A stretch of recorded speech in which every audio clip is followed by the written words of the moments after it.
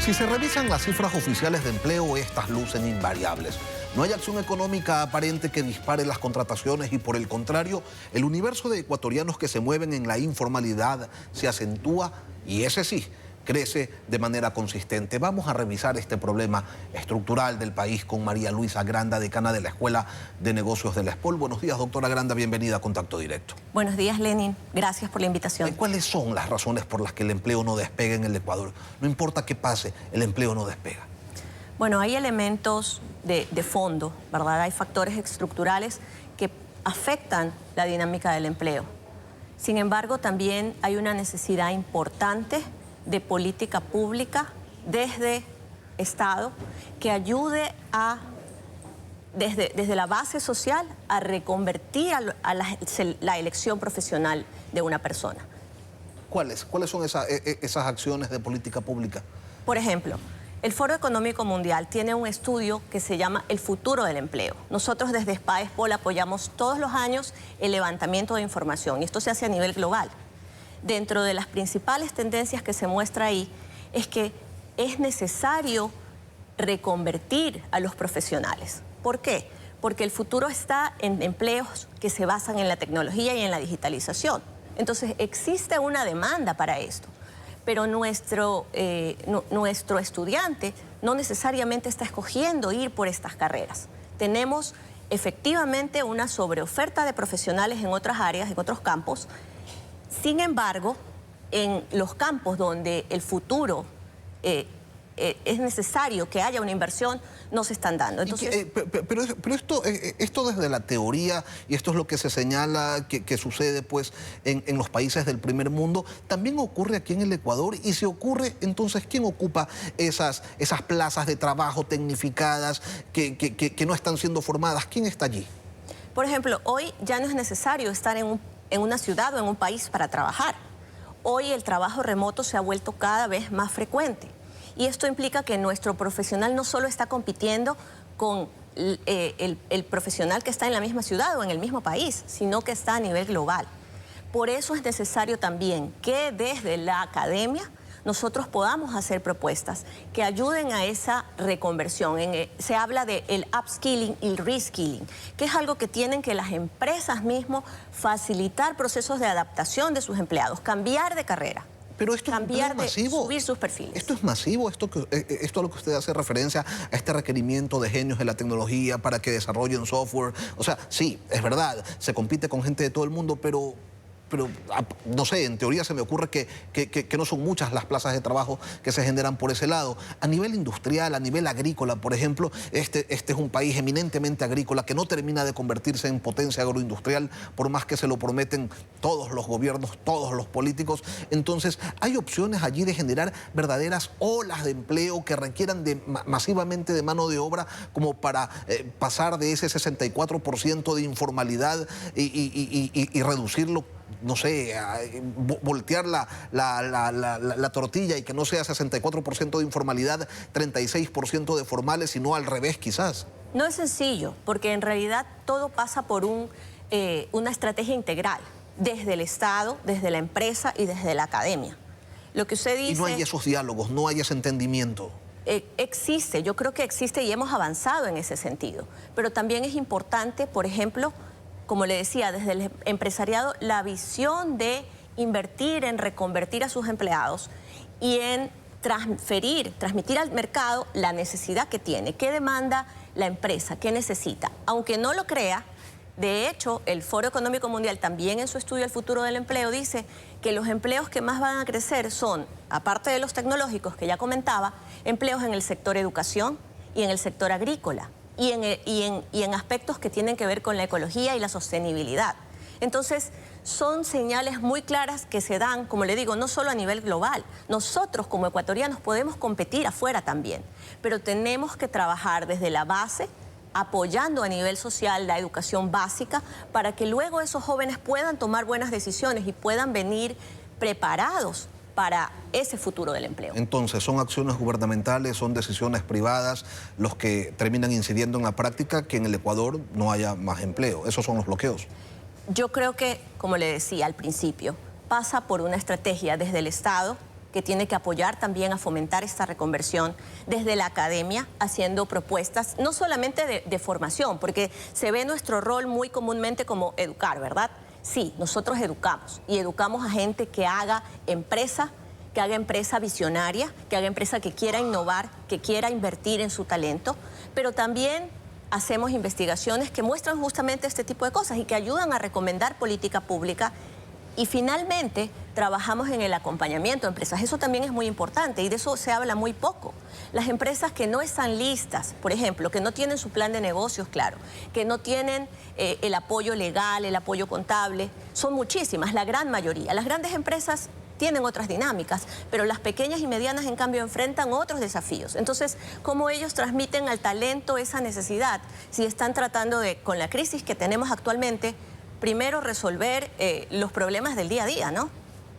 Y es que las pequeñas y las medianas empresas surgen casi como por arte de magia, por una necesidad de sobrevivir, y entonces inicia alguien con un pequeño emprendimiento y de repente contrató a 4, 5, 10 personas y ya terminó constituido en empresa, pero sin la idea original de desarrollarse como una, y ahí es de donde devienen todos estos problemas. En los últimos años, doctora, se ha dicho, por ejemplo, que se simplificaron los trámites para constituir empresas en el Ecuador, pero con eso definitivamente, y así lo señalan las cifras, no ha alcanzado para incentivar la generación de empleo. ¿Por qué razón? Bueno, justamente estuve mirando, el Banco Mundial acaba de lanzar un estudio que se llama el Business Ready, ¿sí? Este es una especie de sustitución al Doing Business que se dejó de hacer hace algunos años en el entorno de la pandemia, y aún Ecuador no está. Esto es algo, digamos, no preocupa porque en los próximos 2 años ellos van a incluir a la gran mayoría de países, pero sí muestra este tipo de pilares de cómo el crear empresas tiene sus desafíos, tiene barreras, implica barreras para la empresa. Hoy, por ejemplo, en Ecuador existe la Sociedad de Acciones Simplificadas, que facilita porque no requiere registro mercantil y porque no tiene otras complicaciones. Y se han creado un montón de ellas, sin embargo, eso no se evidencia en una mayor generación de empleo. ¿Por qué? Educación, porque solamente un empresario, un emprendedor bien formado puede acceder a financiamiento, puede tener una buena estrategia, puede adaptarse rápidamente a los cambios en el entorno, como los que hoy enfrentamos. Por ejemplo, la resiliencia. Y hablando también ahí de habilidades que no solamente las necesita un emprendedor, sino un empleado. El pensamiento crítico, el pensamiento creativo, como le decía, la resiliencia y sobre todo, el deseo de aprender a lo largo de la vida. Nosotros aquí pensamos que ya me gradué y hasta ahí llegué, pero no, es necesario estar invirtiendo y viendo cómo el entorno evoluciona, más aún, pensar hacia dónde voy a ir, qué voy a hacer para mantenerme actualizado y para poder competir, porque como ya lo dijimos, no solo compito a nivel local, compito hoy a nivel global. En estos tiempos se podría decir que hay elementos que inciden, elementos regionales que inciden para que se genere más o menos empleo en un lugar o en otro. Qué sé yo, es más fácil generar empleo en la costa o en la sierra. ¿Esos criterios todavía tienen algún tipo de peso o ya no? Bueno, el clima de negocios efectivamente influye. Influye en la decisión de la empresa de dónde localizarse. Por ejemplo, qué tan fácil, como ya lo hablábamos, es crear una empresa en un país o en otro país. A nivel interno, pues sí existen dinámicas, por ejemplo, el tipo de industrias que se localizan en las ciudades. Entonces, dependiendo de la industria, que es la base productiva, va a haber diferentes demandas de empleo en cuanto a sus perfiles, ¿verdad? Ahora, en los hechos, 42 millones de dólares han llegado en inversión extranjera en el segundo trimestre del 2024. Este último fin de semana el gobierno resolvió dejar sin energía eléctrica 10 horas al día a los sectores industriales. Entonces, el mensaje es, no venga, no invierta. Bueno, los servicios públicos también son analizados en el informe Business Ready y en realidad son fundamentales para que una empresa pueda operar. La crisis que nosotros estamos enfrentando en este momento, tal vez la vemos como coyuntural, a pesar de que es algo que ha sido reiterativo en las últimas décadas, ¿no? Para ello es importante la inversión pública, para ello es importante que las empresas también puedan en este momento pues encontrar mecanismos para enfrentarla, pero como ya lo hemos dicho, no todas pueden hacerlo. Doctora, un factor que me llamó la atención revisando la data oficial del INEC es que no solo hay menos empleo, sino que en promedio los ingresos han disminuido. Según el Instituto Nacional de Estadísticas y Censos, en enero de este año el ingreso promedio de los trabajadores era de $582. En agosto el ingreso promedio es de 439, casi $150 menos. Entonces, estamos también ante un problema de volatilidad de los ingresos. ¿Qué es lo que está pasando en el mundo laboral? Porque esto no es normal, o sea, que un salario pierda casi el 30% de su valor a la vuelta de 8 meses, no hace mucho sentido. Bueno, estamos enfrentando un escenario donde justamente, como usted dice, el empleo se está deteriorando, también tenemos una problemática económica, energética, el tema de la crisis, sí, se siente, ¿no? Hemos visto también a nivel industrial que las ventas han caído y esto afecta al empleo. Esto afecta al empleo porque la empresa se ve obligada o bien a reducir trabajadores o bien a ajustar los ingresos, que probablemente es lo que señala usted. Usted dice, a esto se le da la vuelta con una estrategia, con diálogo entre sector público, sector privado, academia. ¿Qué tan difícil o qué tan fácil es que esto se desarrolle y se ejecute, pero de manera coordinada y constante para que se empiecen a reflejar resultados? Creo que se está haciendo, creo que se está avanzando. Sin embargo, creo que aún falta mucho de entendimiento y sobre todo que haya una estrategia clara, porque yo creo que todos queremos lo mismo. Todos los ecuatorianos, todos los académicos, desde la empresa. ¿Cuáles son esas piedras de toque entonces que impiden, si todos queremos lo mismo, si el sector privado quiere evidentemente ser más grande y tener más trabajadores, si el sector público quiere que haya más empleo en el país, si la academia quiere contribuir desde su conocimiento y desde su práctica para que esto se desarrolle, entonces, ¿cuáles son esos obstáculos que hasta ahora lamentablemente no han sido salvados?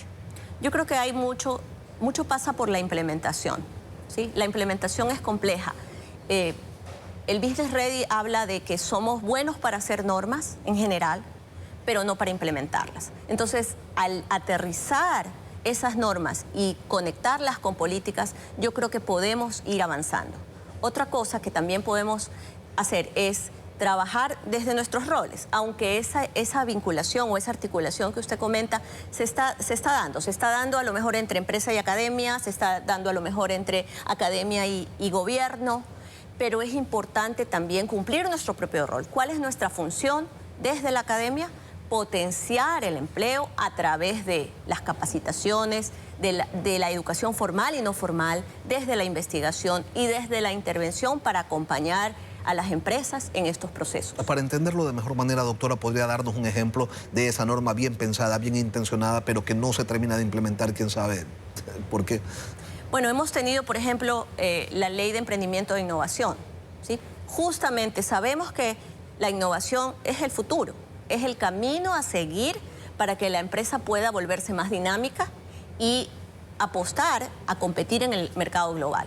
Sin embargo, en la práctica no hemos visto inversión, por ejemplo, ni suficiente inversión pública ni privada para apoyar emprendimientos dinámicos, que son los emprendimientos que realmente tienen un impacto en el crecimiento económico. El emprendimiento que vemos es el emprendimiento más por necesidad, el emprendimiento tradicional que no permite que realmente se genere más empleo y se genere un impacto sobre la economía. Entonces ahí tenemos algunas trabas que ya hemos ido observando y que no nos están apoyando. Y yo le quiero agradecer a la doctora María Luisa Granda, decana de la Escuela de Negocios de la ESPOL, quien nos ha acompañado la mañana de hoy aquí en Contacto Directo. Mil gracias, doctora. Gracias, Lina.